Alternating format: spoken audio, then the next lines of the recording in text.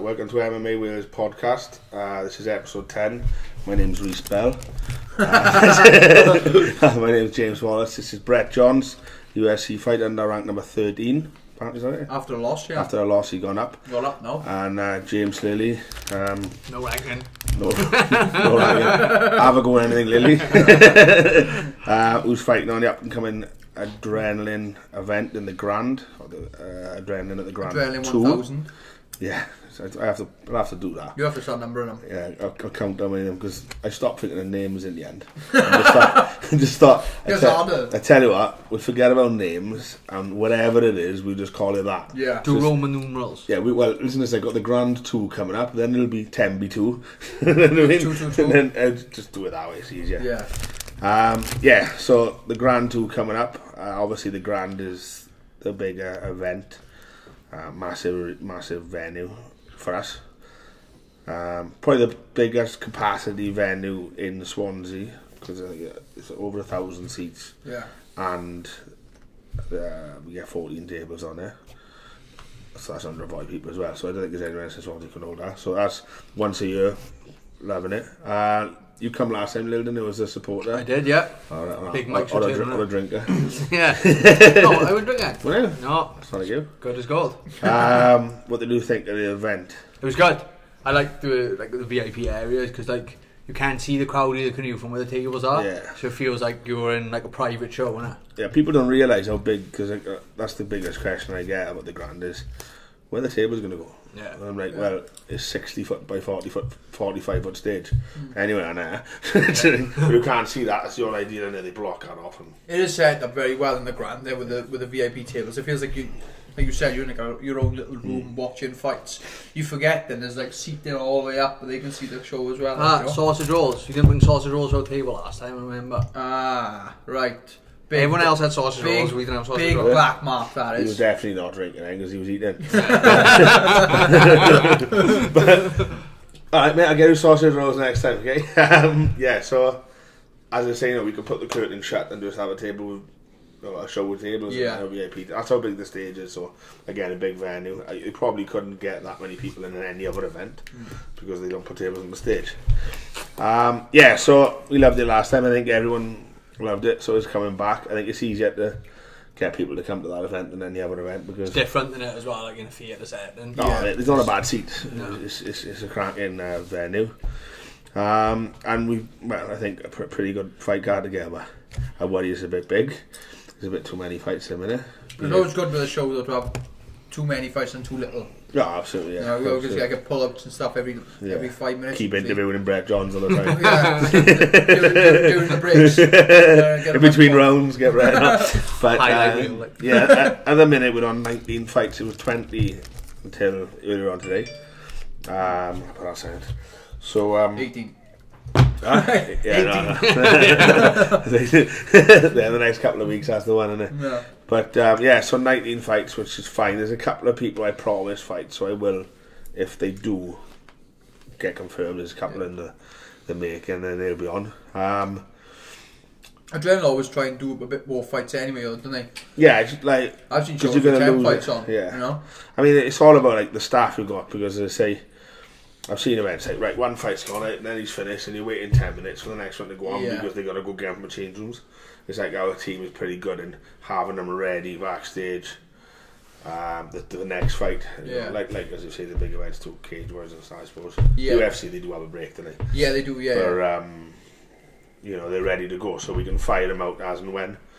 It's got to be finished by hopefully 10 o'clock because otherwise it's going to... Is that the limit? Yeah, 10. Well, no, it's not. It's just because... Is it? Yeah, the dollar goes up. So what are they charge for an hour? Well, that's the meeting we find out tomorrow. With me and he has to go tomorrow, to be honest. But yeah, you've got to pay the staff basically. So right, okay. Plus the menu, so everything comes at a charge. We don't know what it is, but that's all bags. I've been on last, and you come out and everyone's steaming drunk, and you're like, exactly. So that's the aim. The aim is, I think the main card was it is 6, and then it was 7 earlier. I'll explain it what we lost. So if we can get them fire through the first part of the undercard, fight, and then slow it down a bit at the end if we can, you know what I mean? Because obviously when you start chucking interviews in after wins and stuff, then it takes longer. But yeah, might have your interviews cut short if you're swearing and stuff. Yeah, I'll just get blocked and just like certain people. yeah, James Lilley shouting to the microphone when he's up. Drop F grenades. James Darren till Lilley.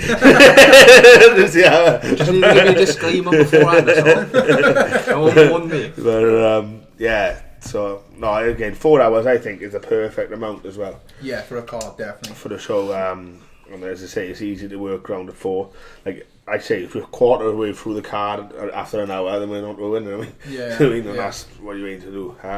Obviously, accidents happen. Sometimes the medical team slow you down because of something or other, but generally, touch wood, we're all right. Yeah. So like you've seen the card, both of you, other than like obviously Lilley's fight. Yeah, that's what I'm saying. You asked me then, what the fight did the phone going like that? That's a scrap. Yeah. Do you know the thing was, I never actually thought pictured them two together. No, I know. That's a scrap. Yeah. Because to be fair, right, because when Tobias fought Scott, so obviously Tobias from Sweden, like loves a fight. Throws down. Like, he fought Scott, and we knew it was his last amateur fight. Yeah. Since then, he has gone on, had a pro fight against a guy who's had about 6 pro fights, I think it was. Yeah. From Norway, and they knew that fight I watched was on that before fight. Scott. Yeah, I've seen the finish now. Yeah, it was a bit questionable, wasn't it? Well, I think it was a good stoppage. when you watched like where the referees when he's describing it, he weren't going to get up, but no. kind of fight it. I mean, he was going to get He it dropped again. him, He dropped them, and the guy was going to get up, and he was going to get pinged. I mean, it was one of them fights where he dropped him. It looked terrible. Referee stopped it. The guy got straight back to his feet and was like, "What?" Yeah. One of them. But he was rolling around, and the guy Tobias was like, he was just going to kill him. It was one of them positions. Yeah. You're going to go, where's the guy? Poof. Do you know what I mean? Yeah. So he it wouldn't have gone any other way really. So is that way looking at it? Inevitable, right? But like as soon as I was like, because obviously jogging Tobias is course, so great guy. He came over and. I thought you said you were jogging, eh? No. That's his name, is it? Unless it's an ice cream man, I don't know. I moved to a dead end just so we can't get away from it. So that was called Well, there he is. I was talking to him a lot. They were from Wednesday to Sunday. Great guy. Great attitude about fighting. Damage has caused damage sort of thing. But he were like, I was thinking, there's a couple of good fights. Like Tobias could have yourself, Raven. I was thinking at the time. I mean, we could bring him over, and because he's perfect as a pro for some of the guys. But as I say, I didn't think by July we'd be whipping him out for Lilley. But I think Lilley, how's it? It's good, yeah. I got a nice fight for him. I mean, that's a cracker. Yeah. The champions fight of the night. There's that dance down there. Yeah. Well, as I say, it should be. But this talk through it is like you obviously got to talk with the main event. People haven't shut up about that. Khalid and Rhino. I mean, that's a good fight. I mean, 2 Welsh fighters who like what I like about like Rhino is what he is. His name couldn't be better. Do you mean? But like Khalid, I love watching him. I think, he's tough as fuck. He's got him. Do you know what I mean? He always be able to pull something out. And that's what I like about him. Even when he's got his back against the wall, he pulls something out. And I just like that fight. You don't know which way it's going to go.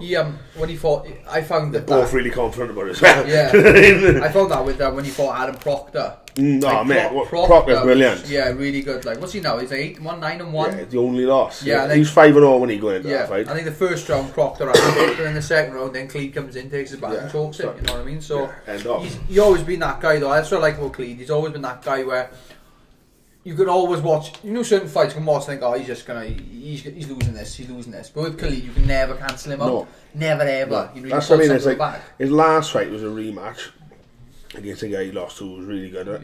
He wasn't going his way, but I didn't want to take my eye off it because I never count him out. Right? Yeah, I was like, he could put him off. Could be.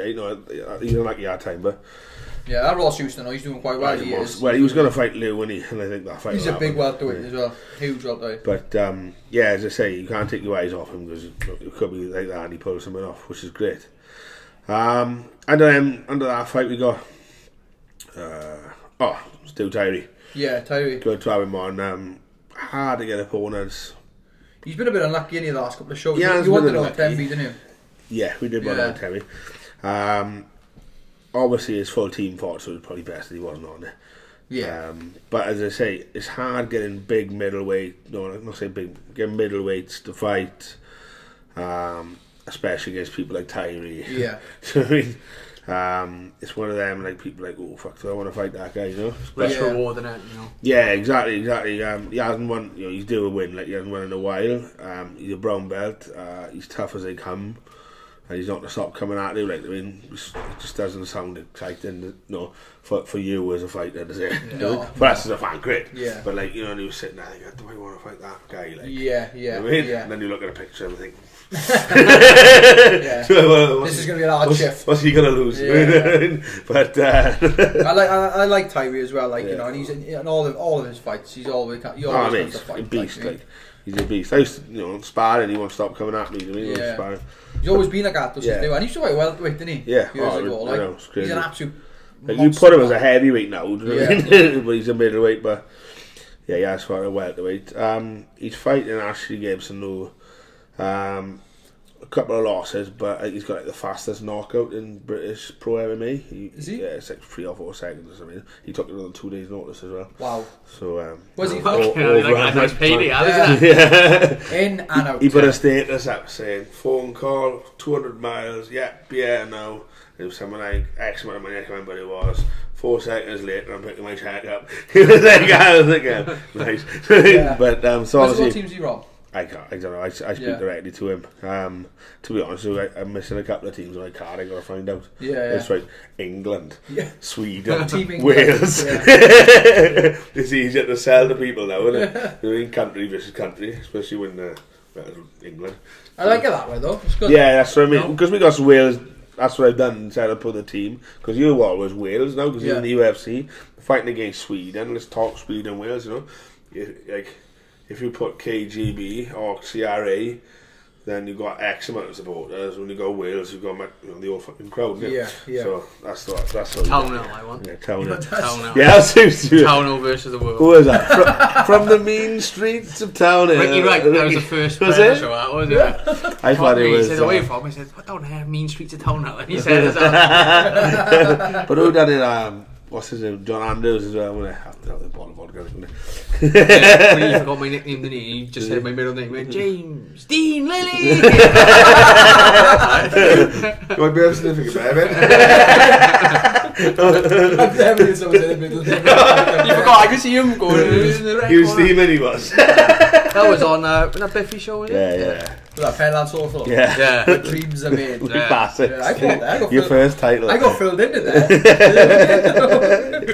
Your first title fight. But yeah. So who was we talking about there? Ashley kind of fight. Yeah. So that's at the minute. So what happened is there was 4 pro fights. We've lost Paul Rogers due to work commitments. Got things I was looking forward to him with Jason Jenkins. We're trying now obviously to work on a rematch. And a polo with Jason Jenkins, bantamweight. Yeah. He was unlucky in Cage Warriors Academy not to have a fight as well, so working hard to get him someone. The rest of the main card then, it's all MMA in the minute.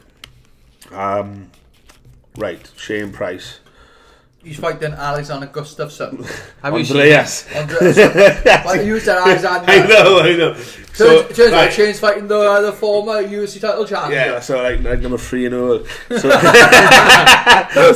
So basically, coming off loss. What it was, I send all the pictures to my artwork guy Steve O'Callaghan, and I send him the names of the pictures, and it was Andreas Gustafsson, but I've only heard that name once before, so just in my head I was writing Alexander Gustafsson. I mean, obviously maybe beat John Jones, right? He's fighting Don. He was with Dale Cormier next. Dale Shane Price. Is the photo right now on the? No, the photo's right. So then I didn't even look at the poster. The amount of times I just put it up, right? And it's a weekend, so I can't even get it changed by the art. Yeah, so Alexander Gustafsson and then Chris Reese is the first one to pick up, innit?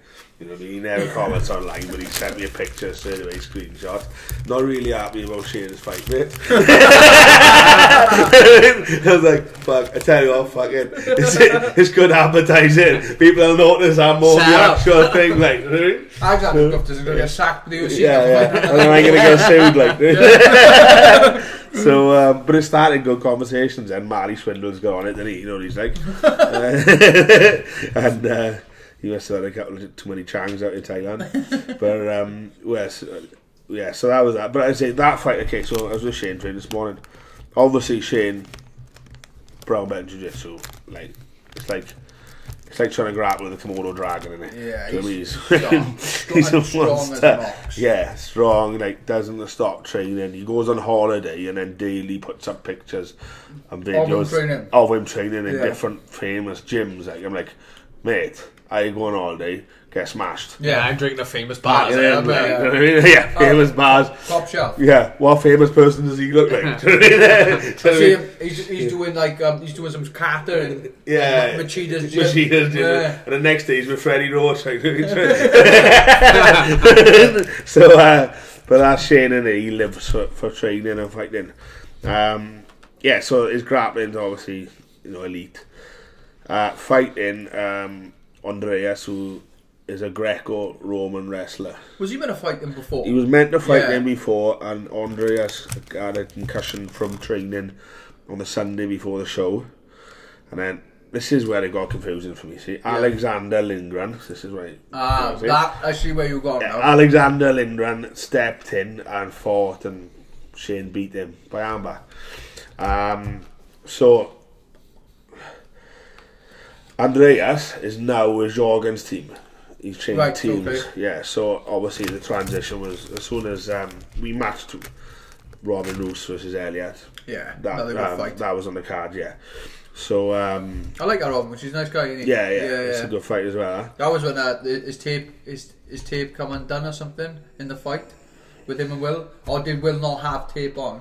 Remember? I remember. The Velcro, the glove come off or something. And I had to go into the cage during the first round.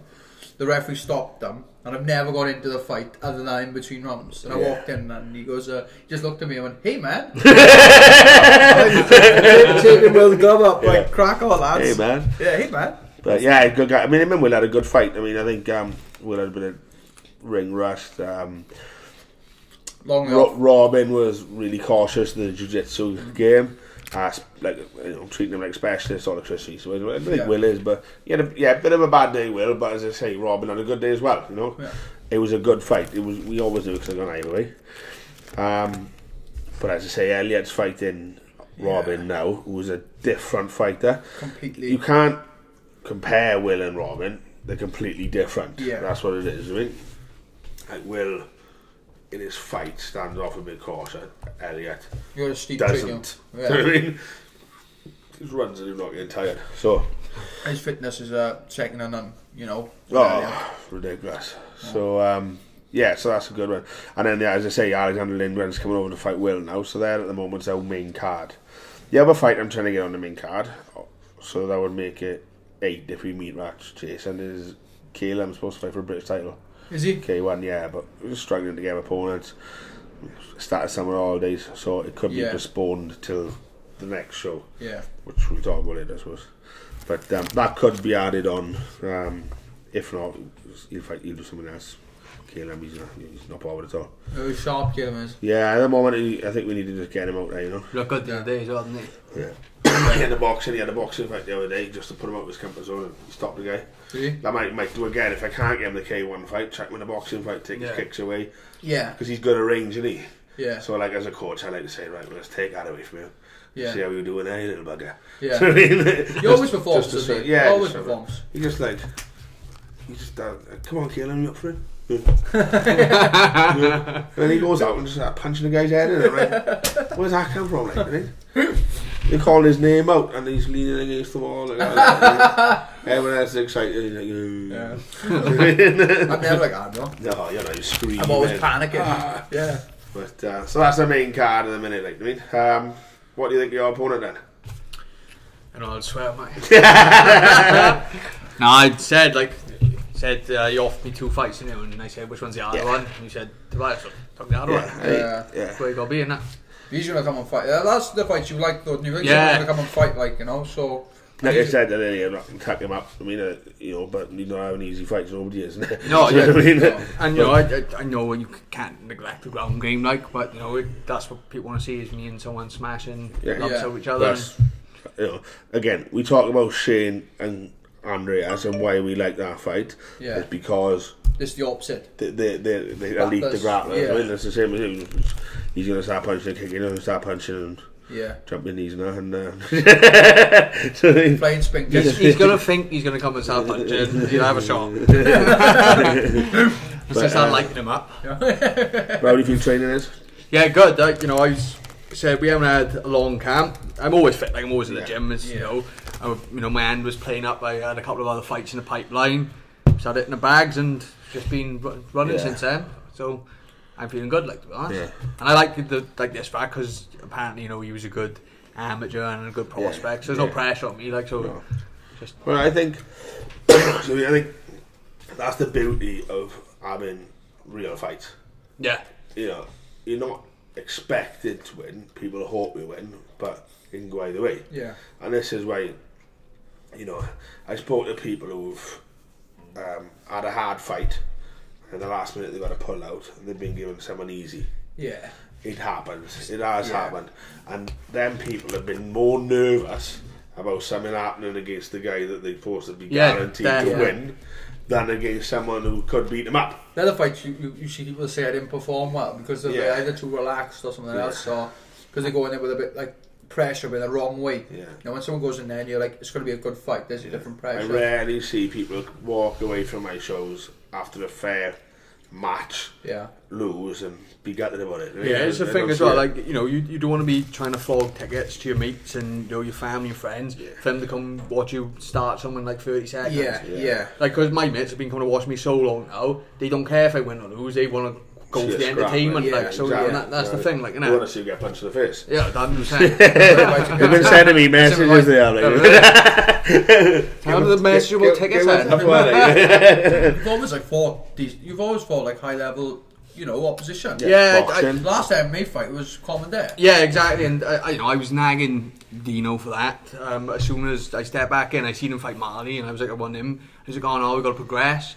I come down near the train and I was nagging Wally for big names, I was nagging the BKB guys for big names, because I'm the wrong side of 30 now, so I don't want to be treading water. If you know, throw me in the shit and see what I come up with, innit? That's what I mean. As a poo. And I can understand that, because I've been with those kickboxers on the way up, and like you've got to move on, and then I started doing MMA, and it was like, I just want to enjoy it and have hard fucking fights. Yeah. I mean, and that was what it was for me straight away with MMA. So I get what you were at. I prefer that 100% than someone who just wants to knock people in 10 seconds. Yeah. And you can't, like, it's like even when people are on a bit, like, I'm going to use Scotty as an example, because he wants to fight the tough guys, even if, you know, and it doesn't matter to him. He's on so many fights, he loses, he wins, he wins. Yeah. But I think people are afraid of losing too much now, and it's not like that. Like I know it. Like MMA's getting a bit like boxing with it. Like some fighters, you know, we spoke to someone the other day, and they're like, "Oh, I want to build my record up." You know, no point. People are starting to think they're going to build amateur records up. The whole point is on an amateur MMA record, amateur record. It's learning, isn't it? It's your apprenticeship. Exactly. And how do you learn? By losing, by something happening. Yeah. So how do you improve on that if you haven't lost by it? Yeah. Do you know what I mean? In a way, I know you went a long time without losing, but we're going to make you lose on purpose. No. Do you know what I mean? I always say about that Rocky Marciano quote, you know, the guy was 50 and 0 as a professional boxer, his amateur career was 8 and 4. Yeah. You know what I mean? So it's, you should take that same approach in even in MMA, like, you know, it should be like that. Nobody's just manny for losing a few fights, no. Well, that's why the pro boxing shows fell apart in Swansea. You had 3 shows exactly the same, 7 home fighters versus 7 journeymen. You could name it, like the best fight they had on those 3 shows was 2 journeymen losing records fighting each other. Because they got nothing to lose. The other boys are, you know, you don't want to put too much out, and the journeymen don't want to get knocked out because they don't get a payday the next week then. Yeah. But like as I say, them shows they can't see it, but I don't know, it's hard to do them in the boxing. I do get it, but I don't know. We've got the opportunity where we can put fair fights on. It's a bit more work. Yeah. A bit more groundwork. We've got to work with the right people, but I'm always going to do it. I'm always going to put the best fights you can put on. Do you find there's a big difference between the boxing and the MMA scene when it comes to matching up? Yeah, it's like I find with the boxing, it's like it's just weird. It is. It's all smoke and mirrors, and they don't tell you you're fighting. No, it's all. It's like, you're fighting on this date. They put the 7 home fighters on the poster, and they're all TBA, and they tell. Yeah, and then nobody asks where they're fighting because they know the journey. And then like 2 days before, he hasn't been knocked out in a month. We can fight him. My head would go because I want to do certain things. I wanted to study and stuff, Yeah, exactly. You can't. Yeah. But it's not until you get a certain level where you're fighting 10 rounders against proper people then you can study that. Yeah. But as I say, you've got to have a 20-win record to get to that point. Whereas with MMA, all managers want to look after their investment as well, especially if you've got like they win every time you fight. A boy who's selling like 5-6 grand worth of tickets. They're thinking, right, they can't have this boy fighting on a different show against another 5-0 boy. We got to have him on my show to sell 7 grand worth of ticket, pay him £1,000 with 6 grand up, like so. Yeah. So it's all about investments. It's not like with the UFC. The good thing with the UFC is all fighters are managed by the UFC. Yeah. So they're not managed by him. Sorry, they're contract promotion. Yeah, so they can all fight each other. Whereas you've got someone contracted with Wally, someone contracted with you, and you two might not be talking. So you might not have the fighters fighting on the same show. And like you see people in MMA, in UFC, which is the top level of MMA, fighting for the title, which is the biggest title in the world, with 10 fights. Yeah. You don't see people fighting in boxing. They still fighting journeyman at 10 fights. Yeah. Well, that's the thing. Like, there's a difference between. That's the biggest difference between boxing and MMA. Yeah. It's like a loss in boxing. That's like that's your career. That end off, Well, it depends who you lose against. But like, if you get upset against a journeyman, it puts you back. Like, and it's not like if you get to like you're 10-5, they don't think you've had 15 fights like an MMA. They're thinking he's got 5 losses. That's what they're looking at. They're looking at the losses first. Like you're fighting a guy who's 10-5 in MMA. You're thinking. He's got 15 fights. In MMA, we look at who they. Yeah. But right. in boxing, straight on losses. Stop there, guys. We're going to have a break. Nah. We'll be back in 5 minutes, guys. Thank you.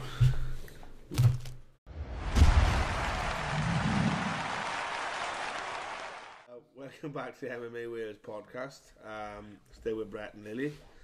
We are going to talk more. And we're going to talk about we're going to touch on the IMAFs for a minute. The International Mixed Martial Arts Federation European Championships.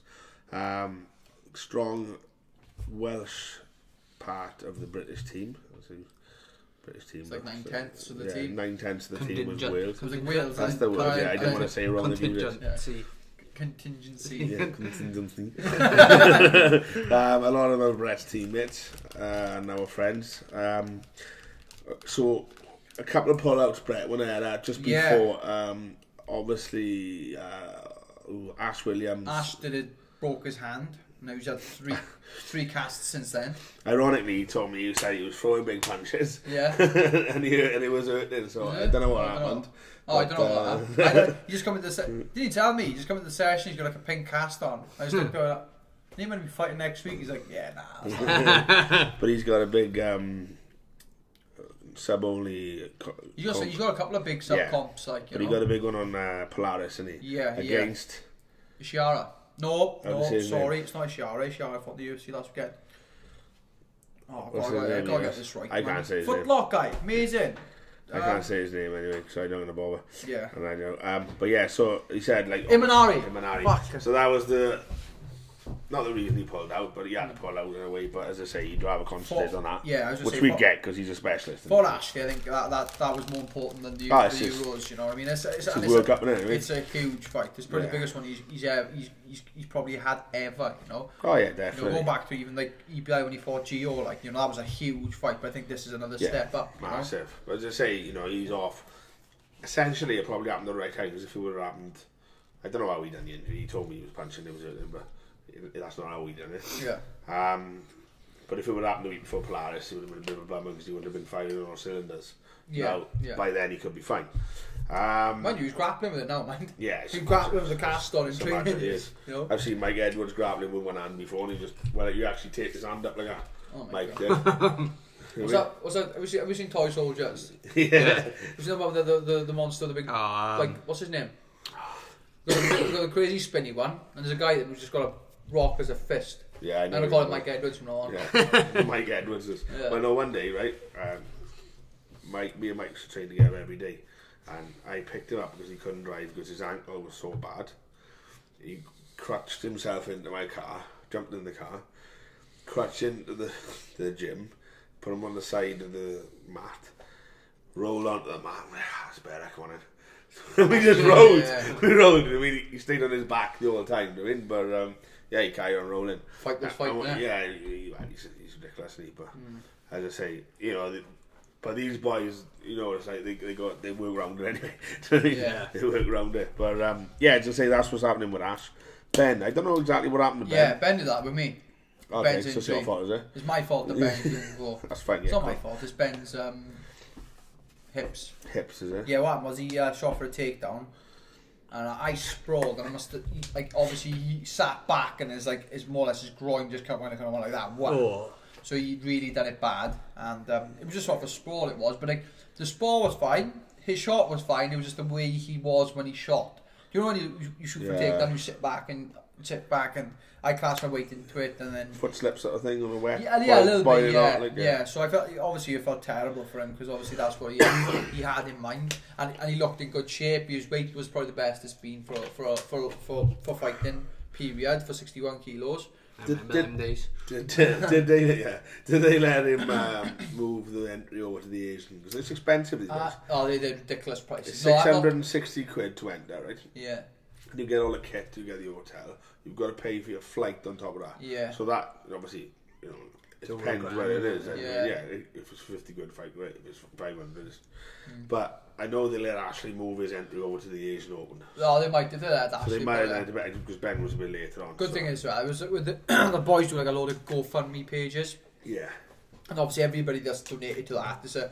They don't realise, although they got to help them out, they don't realise how much of a big, massive help that is, because these boys can't afford 600 quid to go and do that. So like, I know the boys will appreciate that, and I've seen a lot of thank people on social media. But like, if anybody's watching this and they don't realise how far that really does go, like, you know. Yeah, so thanks for that, guys. Thank you. And it's not going to be like, but cheers. Yeah, nice cheers, James and Lee said to go for me. Dark whereabouts.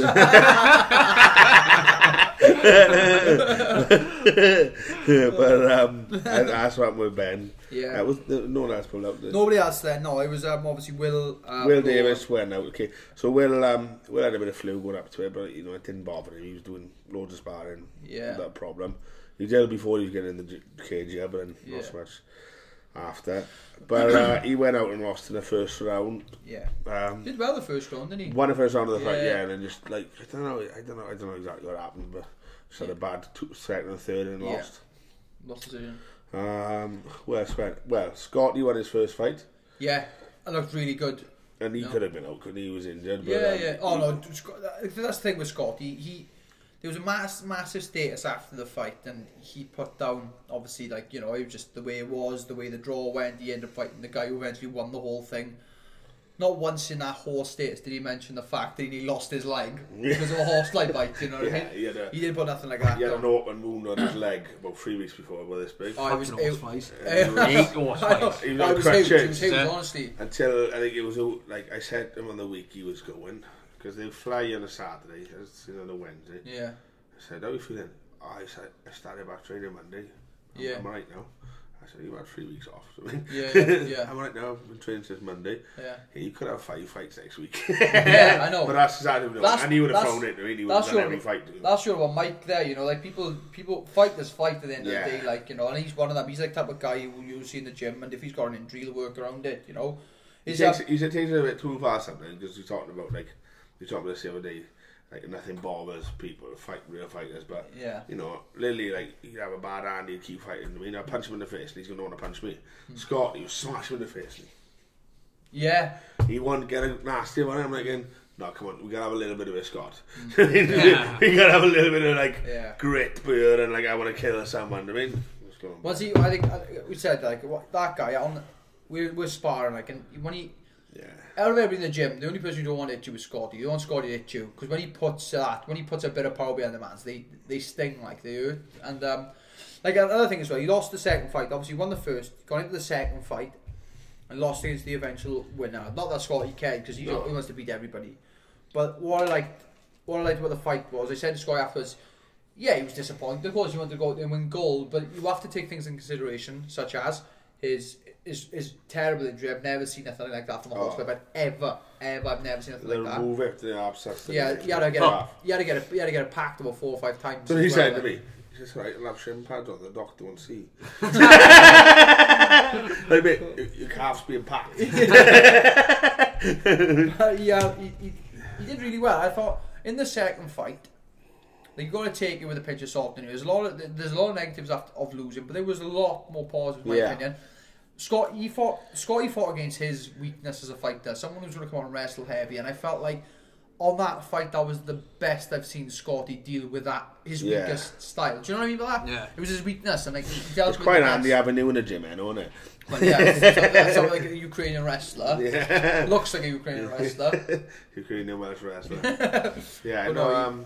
But as I say, Scotty will keep doing keep fighting. And he wants to stay amateur. He wants to get like a 50 fight record as an amateur, and then he wants to go pro. Like, but Scotty was trying to do MMA when he was 16. It's not to bother him. No. By the time he does 50, he's still be like younger most of us turning pro. And he's got the right idea as an amateur though. That's what I'm trying to say. People are trying to protect their record. Scotty is going out there and he's like, he asked you, didn't he? He asked you, he said, get one of the best amateurs in the world. No, and then Wally goes out and gets the best amateur in the world. And then he fights because that's who he wants to fight. You know? We did it twice in a row. Yeah. Bogdan took a bronze. Yeah, Bogdan was really good. Took a bronze, and he fought in 10 meetings. Yeah, it was a good fight. He took a bronze. Good lad, really. Yeah, and he ended up beating 4 weeks later. He fought to Wales. Yeah. And Ross was screaming German stuff like that on the table. And he fought to Wales 4 weeks later. Yeah, he's a player. I mean, and that's what I like about him. I can't. And like people, when they buy a ticket off me to the show, and like it's easy for me to tell them Scott's fighting, and they know they're gonna have something to watch. Just gonna go the distance. Yeah, you're gonna have a good fight. You're gonna have plenty of rounds on the card. Yeah, there was a couple of other good, like obviously performances. Like one of the other ones that stood out to the performance was obviously Josh Hudson. Yeah, he took a bronze out there. Did really well. And it was what was it, 77s or welterweight? Yeah, welterweight. He went out. Who else was the welterweight? There was 2 welterweights. Was it? No, it wasn't. That was 84. Roman, he was welterweight, wasn't he? Yeah, but that was a junior welterweight. Oh, was it? Yeah. I don't know because I thought there was 2. They might have been 1 in the end. Yeah. But Josh got bronze. That was really good. That's a good result. Really well, you know. Oh no, what was the other guy? Elliot? Elliot Chilcott. Was he middleweight? Was he going to middleweight? Was he middleweight? He fought both weights, yeah. I think he went in middleweight, but he done really well as well. Yeah, Elliot Chilcott, people don't know this, right? But when you say, obviously he's Welsh, and I'm going to be biased towards Welsh people, he got robbed by a decision, right? There's easy for me to say that, but there's a lot of evidence behind that how he got robbed.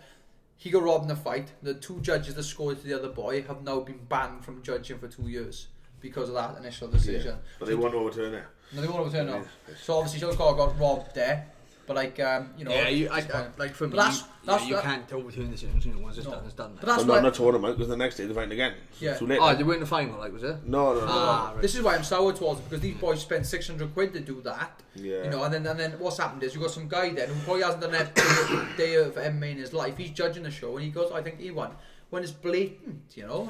But the thing is as well, like, it's difficult because you've got to have a lot of officials. Yeah. Right? There's like 30 fights a day for a week. Right? So then you've got a lot of judges, a lot of referees willing to go to Bahrain for a week and do it for probably nothing. Yeah, right? Yeah. And then get sacked if they're no good. Do you know what I mean? It's a little bit. Yeah. Yeah. I know, like I spoke to Ricky Wright because obviously he was there as an MC. And he's a big part of it. He knows it. And he said by the final day, Mark Gordon had sacked everyone that wasn't good. So they had every decision was brilliant. Which is the finals.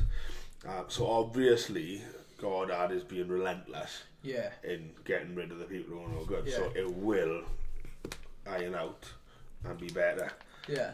There's something not to get up with the Germans. I don't know too much about it, so the thing about it, but I don't know. There's a lot to do. But as I say, what they've got a lot of the time, which you can understand, is coaches. Like I see the names of the judges, like Dino Wade. Yeah. From Ireland, Dublin, who we worked with on the shows. Alexander's dad, innit? Yeah. He was an official a lot of the time, so obviously he's coaching 1 minute, he's officiating the other, and then he's coaching again.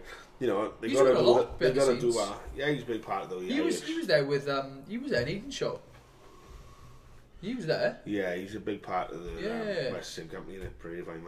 Oh, yeah. He's a big part of the Irish setup. Yeah. And, so, like, there's a lot of officials that are, like, coach him 1 minute and then officiating the other. Yeah. And then they got to, it's difficult things. You got to switch. You care about your team and then, like, alright, I'm judging now, right? So, there's that, like, But, so let's talk about Rowan. Last but not least. Now, obviously, if anyone knows Rowan, have you met Rowan? Yeah, a couple of times, yeah. Very quiet, shy. Young, shy, all of them things. So before the tournament, obviously, everyone's like, oh, Scott, he's obviously got to have a mention, just beat Tobias. Yeah. He's got to be going for a medal this time, you know what I mean? You're not going to think, oh, Rowan, who's never had an MMA fight in his life, nobody mentioned him. But I mean, God, and then all of a sudden, then he draws the rank number 1. Well, the favourite for the tournament. The reason he was the favourite because he was 7-0. He was 7-0 as an amateur MMA fighter. But he'd been to the IMAF senior and the other. You know what I mean? So anyway, he was 7-0 or whatever. And Rowan beats him in the first round. The beat him decision. Decision. Yeah, in the first round of the tournament. So that was like fucking game on. I think they say he was 7-0 and they say he's like a world karate point scoring champion. Easy fight. They got Rowan by the scruff. Get in there. Because Chris Reese mentioned me saying, what are those points fighters like? They're good for one 50-50. shot. If they for one shot, grab hold of them. But you don't know what to do with the karate. Each country's different. Some are really good, some aren't. But yeah, he beat the winner. So like, if you know Rowan, you know he's shy, quiet, and perhaps not the most confident man in the world. At 18, entered an under-21s tournament. It's like when you do youth rugby, right? You play rugby, right? I was the first year of youth. The youngest year, so then you're getting smashed up by the second and third years of youth. So to me, an under-21s tournament, when you're entering as an 18-year-old, which is the youngest you can be, you're looking up at these guys and thinking, fuck me, I mean, like Scotty's only just turned 21, do he? Yeah. And you're thinking, and then he takes out the favourite to win. And then he starts crucifixing people and ground and pounding them. That was the Italian boy, right? Okay, and he said he got there and all week, even before his first fight, this Italian's mean mugging him. And he's like looking at him like that all the way through. And he said, Rowan's getting annoyed, and Rowan doesn't get annoyed. So then they eventually fight, like, and he crucifixes him, hits him with 40 punches, the ref stops it. He's just like, where's that come from? He stood up and he goes, look at me now. As a Christo, you mean. I mean, would you watch him before his fights? He looks like a serial killer. He's like, Rowan's quite relaxed or a nice person. When he's in the fight, he was just like that. He probably copied you or whatever. Trying to mean mug someone. But yes, the second fight, he's finished by knockout. Crucifix, So he goes into the final then. And I think it was 40 odd seconds, isn't it? The guy takes him down in guard bump. There you are, triangle. Yeah, triangled him. As easy as that. It's simple. It was like bombs at 43 seconds. Yeah, I mean, doing it long as he Rowan either. Only a couple of years, isn't it? Yeah. What's that? Training done Chris. 2 years, I think he's been on. He just had his blue belt a couple of weeks ago. Yeah, I remember seeing him. I went down there. Now he's European champion. Crazy. He's Josh's brother's mate. So I went down and I had my boxing top and I had Jack Fitness, and he went, is that Tyler Keegan's old man? I said, yeah. He's doing him, is he? Yeah. John's old man was a professional boxer, is he? Is it? That's how he knows. I don't even know that. Yeah, and he said, it's my mate Tyler's old man. I remember that. But Rowan trains like an absolute dog, like in the gym. He's always there, he always training and stuff. I think, like, Chris was, like, because he's so quiet and shy and quiet, and he's doing so well in jiu-jitsu. Yeah. Chris was trying to keep him out when he for a bit. And I think Rowan just said, no, this is what I'm going to do. He's with the boys, see? Like, this is what I'm going to do now, and then... Ashley does MMA, but like, if you look at the boys, everybody in like the full-time team does MMA. It's hard to go into a team and just want to do jiu-jitsu when everybody else is doing MMA. You're trying to get the bug. They all do jiu-jitsu as well, but it's the second thing, apart from Ashley. Yeah, that's Ashley's priority. Yeah, you know? But as I say, for him to do that, I just put such a smile on my face. I think 3 gold medals. Okay, Wales has ever had. We've had a couple of other medals, like obviously Josh had the bronze and stuff, and obviously Scotty, who's been very lucky with the draw. He fought in the Worlds in Bahrain, he fought the winner, and then the second fight he fought the winner, so he's been lucky. But there's only having 3 gold medals. That was Josh Ellis. Josh Ellis in Vegas. He took the gold medal for the world as a lightweight. Jack Shaw took the Europeans as a lightweight, and Rowan, who took the nice. It's not a bad group of boys to follow, is it? No. First boy in Swansea, isn't it? Yeah, first boy in Swansea. That's a huge medal to take, like, you know. Aiden's and Murphy as well. But it's a good set. The IMAF is a good setup, like, you know. I just wish it was about when I was an amateur, like, you know, really good. That was what amateur was about. Yeah, the game has changed so much, like exactly like Lilley said. Yeah, didn't have amateur fights. Semi-pros. There wasn't any late. I mean, it was like they didn't have the gloves for starters. We were using Ford's gloves. I mean, just in the body, like Chris had a show up in my stag, and Marley fought the guy, and you weren't allowed to do. It used to be amateur, semi-pro, and pro, didn't it? An amateur was no headshots whatsoever. And as a guy came up, Marley went woof, and jabbed him. And I was like, oh, and it was whoa, he punched him in the face. And Marley said to him after, and he went to the guy, sorry, because the guy kicked off and everyone was going mad. Marley said to the guy, he goes, oh, sorry, man. Anyway, I remember that. They all kicked off in the crowd, then, didn't they? Yeah, they did, yeah. Football fans, didn't it? Yeah. And I Facebook someone then saying something. Don't worry about that. He was training on Chris. He was the guy from Cardiff. He beat Jason Phillips, and I messaged him saying, "Oh, don't worry about that Soul Crew wannabe." So I had all these messages like death threats on Facebook. And then one weekend, me and Marley and I was partying together. We put something on Facebook, so we're fighting each other the next one. The guy who's messaging Marley saying, I want you to break him down slowly on about me. Guys, what are you joking about? No, it's it. How much has the thing changed in San Diego? Oh, I know, it's mad, man. Like, there's only, like, people saying now about rules. To me now, there's amateur, which is the IMAF rules, the unified rules, and there's pro, and that's it. Yeah.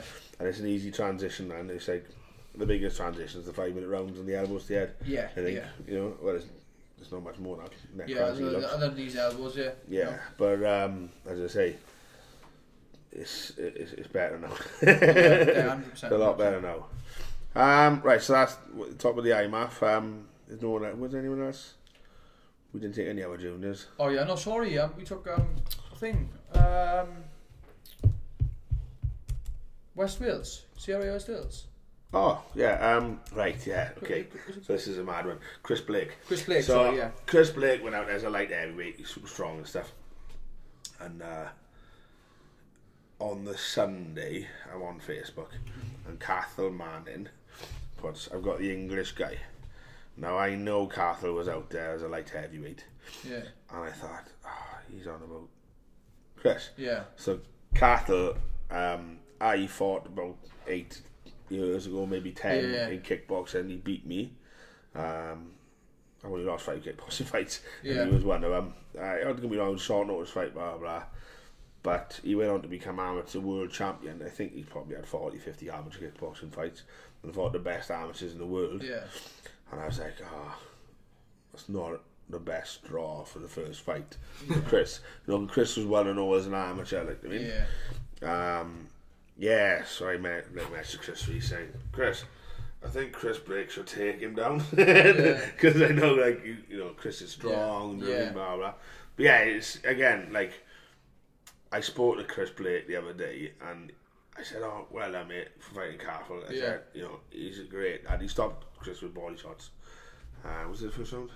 I'm not sure. I didn't manage to get what's that one. I think it was first round though. Yeah. But it was body shots in the cage, and he said, "Oh man, I love being in there with such a good high level guy. I want to do it again." He's got a good attitude, doesn't he? And the way he said that, I just thought, love it. Yeah, love it. He's got a good attitude. I do like him. He's a good guy. Yeah, no, he's a great guy. He's a super nice guy. But like, there's being a super nice guy, and then there's being the same attitude as I said years ago. Yeah. Which, you know, we like, you know what I mean? Yeah. I love fighting someone really good, want to do it again. Yeah. Do you know what I mean? Do you know what I mean? It's like, I fight someone easy now. No, man. That's not us. Like, I want to see blood. Like, you know, do you want an easy fight now, Brett, after your first loss? No, really not. That's what it is, isn't it? Right? But, so I love that about him. Brilliant. Obviously, he's with Tyree down there. Nice to have someone big for Tyree to throw punches out as well, to be fair. I know. Because they're all midgets. Tyree's employed a bunch of midgets tonight. They're all like 65 and lower. And then you got Chris, which is great. Yeah. So yeah, brilliant. Look forward to seeing him on it again. And as I say, I got most of Tyree's boys on Chris is on the he's fighting K1. Yeah. Which would be nice to see him throw down a bit. Yeah. Because his MMA fights, we've seen him wrestle a little bit, so... I know his sister was a good kickboxer. Got a clout in him apparently as well. Yeah. The boys are saying. Brilliant. I got Sean Powell's got a great fight. Yeah. Ollie from Daz Force MMA gym. Force MMA. All right, yeah. Ollie Sawa, as we say it. He's 5-2. Oh, yeah, good. So good. that's a good fight. Just come about the other day. Tom Connell's fighting a kickboxer from Sean Ford's gym. Sean Ford's never kickboxed like 40 years ago. Super tough. What else is there? There's about 5 of them all together. Like obviously Paul's out now. But yeah, good team of Pembrokeshire boys coming down. So look forward to that underground. Yeah. Anything coming up on that side of the water? Yeah. So okay, let's talk about it now. October the 6th.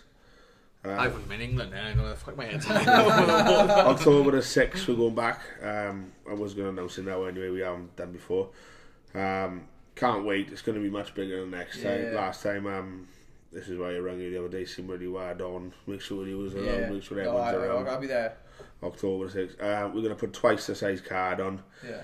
Twice, like everything that happened. It was a great show last time. It was a good show. It was bouncing down and all. Yeah. It's good as setup done as well. Mate. It was like a night out, wasn't it, for people dancing in the crowd. You were dressed up like. The good. Next time, like I've already, like, because the grand is just nailed down. Yeah. The card and everything's done. All people got to do now is buy tickets and go. Like I've been working on Tenby already, like, you know, and everything's doubled. What's it going to be called? Tenby 2? Yeah. TT. I've gone all out of the name and doubled it. From 1 to 2. So, huge card. Obviously, all the Tyrese team on there. Will he be on there this time, or is he going to... Well, the thing is, if he's on there, you know, he's got his big team on it, so we got to pick one or the other. So at the moment, I think we're having his team on it. Yeah. So guys, if you're from Tenby, Pembroke, whatever, make sure you come to the Grand to see Tyree fight. Yeah. You know, he doesn't fight very often, as you know. So come and see him fight in the Grand, and then everyone fighting Tenby. Yeah. Apart from him, because we don't think he's going to be on it. But so that's happening in Tenby. Then we're going to Manor Park December the 8th, back in the shirt and tie. Yeah. That card started working on already, so it's great. I think because the IMAFs are in November, the Worlds, so I think 7 weeks before that will be Tenby, so we're going to have a lot of your teammates prepping for the Worlds in Tenby fighting. You have pros in the Manor Park show? Yeah, we're going to go for a few. Yeah. Hoping the return of Rory. Right, yeah. So that'll be good. I think the timing's right. I mean, you could get him out beforehand, but why bother? Yeah. The return of Rory. Jordan James is keen to fight down next. It's his hometown. Yeah. There's a couple of others. Let's see Rory back in there. Yeah, Geraint Dill was asking what dates. He's saying loads of them in it. So I won't mind getting the big guys in. I'm going for quite a big pro card in Manor Park. Yeah. And some nice title fights. Maybe Scotty fighting for a big title in kickboxing because the K1 because he's due the European title. Maybe what's he won? Western British, yeah. He's defending the British, so he's in line for the European. He's number 1 for the European. So maybe that down there. Manor Park's gonna be like 12-13 fights, with like loads of pros and some big title fights. Nice. And Tenby's gonna be a lot of your teammates, a lot of Pembroke's a lot, with a few pro fights. Yeah. Again, I'm working on that already. So maybe Paul can come back from work and get on. So I mean, like Prodigy's like that big that big ticket sales on there. Any Prodigy. Well, he's a name down there. If anything, you know, people can relate to it. With Tyree's not there, you got Paul. There's other people down there as well, pros who are contacting. Nice. So so that's the way that is. So like we're coming October the 6th to Tenby. Yeah. December the 8th, Manor Park. So we got Grand 2, Tenby 2, Manor Park 2. 2. Next year 3. Yeah, I bet. You know what I go in. There's no names anymore. Back to the Cage is gone. What was it like? Adrenaline Rush. I peaked at Adrenaline Rush. Adrenaline Rush. It was like Adrenaline Crush. Yeah. You can't go Rush 2. So like. No, okay, it's whatever it is, numbers. But Right, okay, we're going to have another break. We'll be back for the last part in a minute. Ciao. In a minute now. In a bit now. Fucking flip-flop.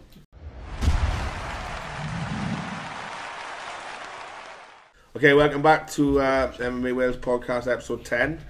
We're just going to touch on recent UFC cards. Anything that stood out to you, Brett? No, the bantamweight fight a few weeks back. It's funny that the bantamweight stood out.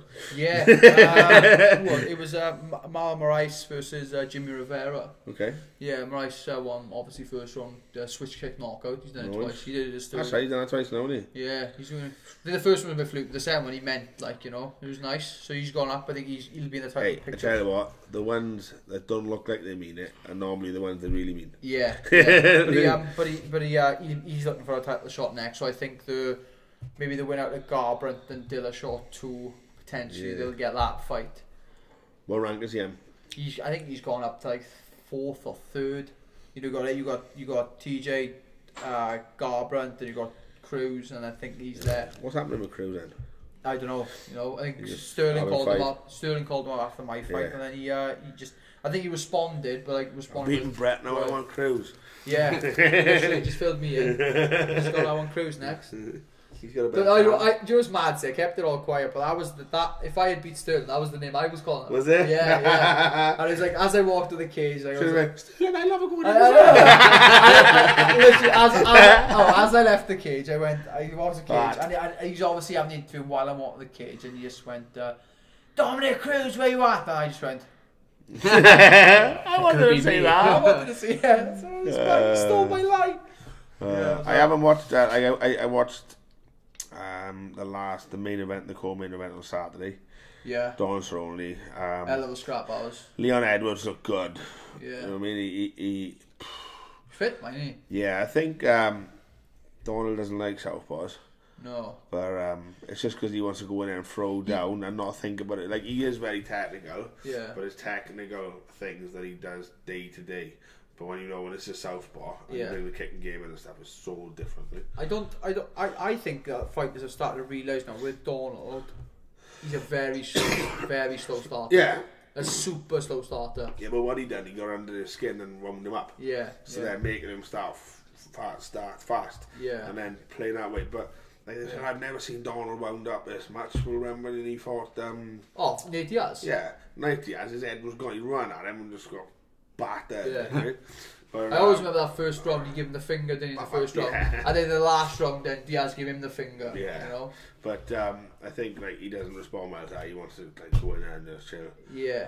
But it's a fair bit to Leon to get in there and get that. Big win. Get recognised. Yeah. I watched the co-main event. It was OSP. Tyson Pedro. Yeah. On the same pro. Pedro looked brilliant. Yeah, he looked good. Did he mess up on the takedown, didn't he? Yeah, well, he done something ridiculous and ended up on the bottom, but he ended up in a really bad position, like his leg in between his legs, and like his other one was like quite high up, wasn't it? Up around the guy. Yeah, his groin was getting like and he just got like straight armbag off of Kimura. Yeah, and OSP, it was just like my arm's gone. Like, OSP's that type of guy that if he gets to top of you, you're in trouble. But as I said, I didn't see the rest of the card. I haven't had a chance to yet. Yeah. There's a couple of good fights. There was a good bantamweight fight on that actually. Peter Yan. He was ACB bantamweight champ. He knocked out Ishihara. He did. That's why I got mixed up earlier. Right. So what's happening with you? Any news? Well, hopefully we'll be about August time, I think. That's what I suppose. Not long. No, it's not long. No, I think. But then again, people are saying about the camp thing. They go, when are you going to start camp? And I'm like, it's all. I'm always in camp, So it's like it's like same with you, I guess, isn't it? Do you know what I mean? Like when people come to you and say, so when you start training, you're like, fuck. With him, it's like I'll have my last blowout this weekend. Yeah. I'm still training. But my camp is when I start dieting. That's next week, is it? Yeah. No, so I to be honest, I was expecting a fight in obviously Hamburg, July 22nd. Yeah. That's not happening 100%. So when I got back from a little weekend break with some of my friends for a stag do, I stopped drinking, I started dieting, and I got straight back into it. So I am obviously drunk since then, and they've said no, it's not Germany. But then again, I'm not going to ruin the couple of weeks' work I've already done, so I've just gone straight into it. Yeah. People, that's the only thing that winds me up with people talk about camp stuff. So when you start in camp, like, that's my full-time job. They shouldn't be out of shape, should they? Yeah, they seem to think like you only go into the gym for like the 10 weeks before a fight. Yeah. But I wouldn't not be in a gym anyway. I'd always go down to the gym, hit the bag, get up the body, up spine. You know, you're always in and out of the gym, and Gym life, innit? I'm hoping. We'll get on the card. I think it's 2 cards in August. So there's one on the 4th, one on the 4th, one on the 25th. Okay, yeah. So one's the 4th is the Garbrandt and Dillashaw 2, and then the 25th is the Justin Gage Iaquinta, Lincoln, Nebraska, and the one on the 4th is in the Staples Center in LA. Is it? Oh, yeah, nice. big card, like, you know. That one's a proper numbered event as well. So you haven't been in a number event yet, have you? Never, nobody has, no Welsh guy has. You know what I mean? So hopefully that'll be a tick. That would be a massive tick. Yeah. So hopefully they'll give me. I'd like someone in the top 15. You know, I know obviously Stern was 8th. You know, anybody on even if it's going to be number higher. 9.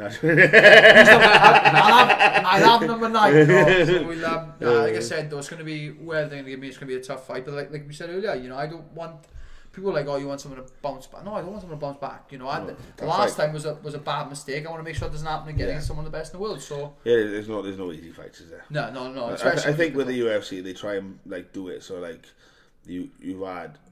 If you both lost your last fight, they put it together if they can. If you're both on a win streak, they put it together. Yeah. They try and do that, but there's no easy. You know, like, because you know you're number 13, have someone down there. Yeah. You know, there's nothing like that, is there? So, yeah. Okay, so look forward to hearing about that. Yeah. Obviously, not to say about your training because we know you're doing that. I'm always there. So, Cage Warriors in Canada. Yes. Ice rink, innit? Yeah, ice rink. So, biggest show in Wales ever, they say? I don't know, is it? Like, obviously, when you fought... It's got more capacity than the CIA, innit? Has it? I think so. I don't know. Not sure. Mind you, include on the ice as well, probably, yeah. It's a big show, don't get me wrong, like, massive. you know. I did 2 in the Mortal Kombat, which were big shows. Like, the difference was then, okay, like, you were in a 4-man, which is great. It's a massive show in that aspect, right? Yeah. But there's no, like, let's go watch Brett Johns fight for the world title. Yeah. It's like, let's go watch Brett Johns have a chance of fighting for the world title, and then maybe that same night we fight him. But it was the same with Chris Blake. Dez was on the same thing, wasn't he? Yeah, Chris Edwards. Yeah. So that was a huge thing for Welsh MMA because there was 50% chance of the first Welsh man holding the world title, which obviously, as we know now, did happen. Yeah. But it's hard to get behind you for a world title when we don't know if you're going to fight for it. You don't know if you're going to win. So in that aspect, knowing Jack Shaw is fighting for a world title is pretty big. Yeah. You need to know who he's fighting. Yeah. What drew it up in Belgium? Yeah. Well, in Belgium. I thought someone won it the other day. Yeah. Well, in Belgium, they both had in their contracts that the winner had to fight Jack. Yeah. Right. But the winner missed weight by 4.5 pounds. Yeah. So. He shot himself in the foot a bit. You know, they said, "Oh yeah, now go fight Jack for the title." So the title's still vacant. Yeah, exactly. Mind you, Brian Boulan, that was set up for Brian to win that fight because it was in his own town. You know, they probably was a good guy, all fairness, but they got to win it. It was set up for Brian to win that fight, and he got taken down and choked in the first round. Unconscious, wasn't he? Yeah, I mean, obviously, there would have been Brian versus Jack. That was the fight everyone did. You know, let's see. But so. Now, I suppose it's a bit of a job for Cage Warriors as to what to do. Yeah. But Jack's fighting for the title. Can I make bantamweight? Not if you eat McDonald's for each other. 3.5 each other. So, I'm having a chicken wrap. Extra lettuce. So we're waiting to hear on who it is. Oh, as it happens, KFC are bringing back the double down burger, so there's no bread, like. Yeah, I've seen it, No carbs? Well, I would say no carbs. Less, yeah. Because he has in a roll. But, yes, we're waiting to hear on who Jack's going to fight. I have no idea who's going to be on the undercard. Obviously, it's probably going to be a massive, massive card of amateurs and pros. Yeah. I don't know who's on it at all. No. Obviously, nothing's been announced. The only thing that's been announced is Jack Shaw. Yeah, there'll be some fights in there. Full today combat. I think they'll put on as well. They'll chuck on Mason Jones. Oh, Mason Jones will definitely be on it. Yeah, I'm not sure if is he fighting O2 coming up? Yeah. Yeah, and obviously Chris is fighting the guy that Nathaniel Wood knocked out. Right. So he's fighting him. So obviously, not that. So they might wait for that fight then. if Chris loses. Yeah, you don't know. Yeah, so like I said, with that fight though, obviously not that. I think Jack will. Jack's got a bit of a hype train behind him. I think he'll win the belt. He's on a roll, isn't he? But people forget Chris Edwards is there as well. He's in the background. Not that they're ever going to fight each other. It's a bit unfortunate for them boys because Jack's on such a roll. Yeah. Josh lost that opportunity, didn't he? Yeah. Because obviously Jack was a buff heavyweight anyway, but obviously there was no comeback in because you got to wait for Jack. They're waiting into it, isn't it, in a way. But Des is back on fire. I love watching Des. Is he a 2 or 3 fight win streak as well? 3 fight win streak, I think. Yeah. I love watching Chris because he's that guy who can pull something out of the bag. Yeah. You never see him most time he doesn't completely dominate. A lot of people forget as well that Chris was the first Welsh guy to open the doors for Welsh fighters. Like obviously you had Tim Newman who went to Cage Warriors, had a fight there. But Chris was the first guy to have a contract with Cage Warriors, and he opened the door for Welsh MMA. So he went through a little bit of a good stint, then a bad stint, but now he's come up with a good stint again. He's so back on fight. I think he was flirting with flyweight when he wasn't for him. No. And then. But anyway, he's gotten bigger since that flyweight. I'm sure it's all our kids, isn't it? Yeah. Not that I know. But so again, we know actually Ian Garland going to do a huge card. Mason will be up there. Mason, he's not far away from a big fight. He's not. No. He looks good as well. He's I love watching him fight. He's an absolute killer, isn't he? He's great fun. He's got a really good ground game. Yeah. But doesn't use it unless unless they take him down. Yeah. Which is what you want to see in it. Yeah, he's got I think people haven't seen that side of him. They've just seen the boxing his boxing is good, and I know Stephen Gifford is working on his Muay Thai. Yeah. So he's starting to use elbows a lot as well. He doesn't mind getting it, which we all like, don't we? He does not mind. Way to be. He does not mind getting it. He's not going to move backwards. He's tough, man. He's tough, And I remember on your show, didn't he? He fought Brett Hassett on my show. Brett lit him up a little bit. Southpaw, awkward, comes into punches. There's only one way Brett was going to win that fight because Brett's got a ground game, but not on Mason's path. And he lit him up, cut him up a bit, and then he shot on Mason, which I don't know. I think it's just a mistake. Mason, headlights. I remember Mason obviously in the Welsh team in judo. He was a few years younger than me.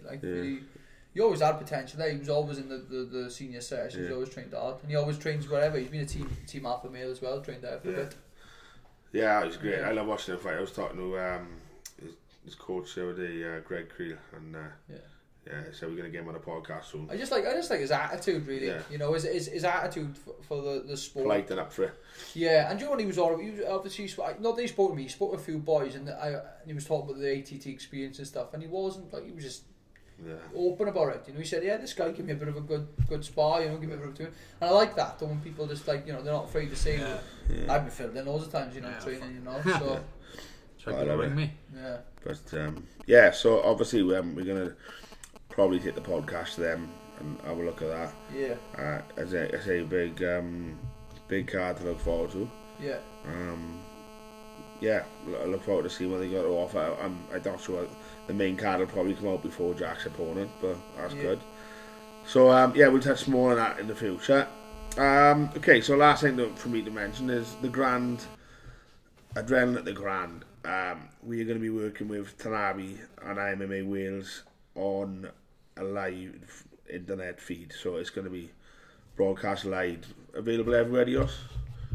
So you can get it on YouTube wherever you are in the world, as long as Lilley doesn't swear too much and we get cut off. No F grenades. Right, no flashbacks. So that's the plan. No It'll be the usual production value we get with the Tanabe boys and high definition. Well, whatever I say, it'll be like, no, it's this other one which I've never heard of again. It's gone 1080, and I don't know. I just say, it's really good. It's better if you put it on your TV than on your phone. So that's what we're doing with the Grand. For that to happen, got a thank sponsors. We got Brownsters Cafe, BMD Agricultural Shed, LSP, which is Ricky Langdon. SP Motors, ASAB Roofing and ChromeNet Limited. Obviously these guys, the Grand's a big show, it costs money for us to do it live, and that thanks to them. thanks to Tanabe and MMA Wales boys for helping us do that and letting us do it. Anything you want to thank, Brett? Sponsors? You probably got more than me, you go first. We've got me on a while. I'm like out my head now. Is that one? The Support 81 Southwest crew, obviously, they're the biggest ones. Not only do they sponsor, they come to the fights. They come to the fights. They've been all on the country to watch me. Can't fault them. My other sponsor ring in to check where I am. ASJ Building Contractors, Easy Ride Recovery. Again, they're part of the supporters. They come all around the country. Others as well. Come back to me. We'll edit that bit in, right? We'll post links on the page. Over to you, Brett. Here we go. Hi, you Love Hemp with a new one on board, and looking forward to seeing my recovery with them, with the CBD oil, so I'm looking forward to that. Tanabe, MMA Wales, who have followed me since day one, so very thankful to them. Watchers of Wales, the Bridge Llangennech, Wise Property Investments, my clothing company, Tatami and Combat Athletics, so thank you to them as well. Also thank you to Element as well, Becky, who helps me out with obviously my end of week massages when I need them because I'm broken, but thank you to them sponsors, and like I said, Watchers of Wales, the Bridge Llangennech, who have been absolutely amazing since day one, and thank you to them as well. So See the bridge? Have I ever left anybody out? See the bridge? I said the bridge. I was thinking about the bridge dinner, so I switched on. The bridge dinner is nice, isn't it? It's a nice dinner. Good. Anyway, right, so that's us, guys. We're going to put a few out the next couple of weeks. There's a lot to talk about at the moment. Eros has been having more than 2 hours sleep the last week per night, so it gives us this opportunity to take some of them sleep hours away and do a podcast. You should try Love Hemp by getting better sleep. So again, so as I say, hopefully see you next week. Thank you very much.